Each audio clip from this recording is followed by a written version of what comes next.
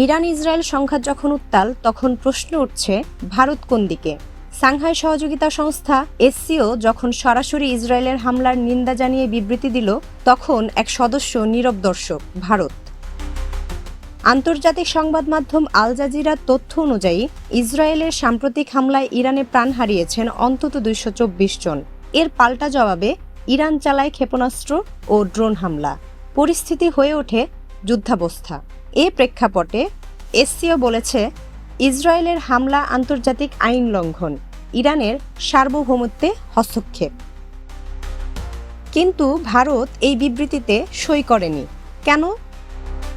ভারত বলছে তারা ইসরায়েল ও ইরান উভয়ের সঙ্গে সম্পর্ক রাখতে চায়। শান্তিপূর্ণ সমাধানই ভারতের পছন্দ।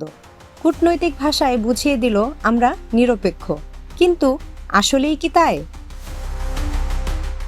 বিশ্লেষকদের মতে ভারতের এ নিরপেক্ষতা আসলে কৌশলী নীরবতা। কারণ একদিকে তারা ইসরায়েলের বিশাল অস্ত্র ক্রেতা, অন্যদিকে ইরানের চাবাহার বন্দরে ভারতীয় বিনিয়োগ কয়েক বিলিয়ন ডলারের। তার উপর যুক্তরাষ্ট্রের সঙ্গে অর্থনৈতিক ও ভূরাজনৈতিক টানাপোড়েনও আছে। অর্থাৎ ভারত এখন হাঁটছে কাচের উপর দিয়ে, একপাশে বন্ধুত্ব, আরেক পাশে স্বার্থ।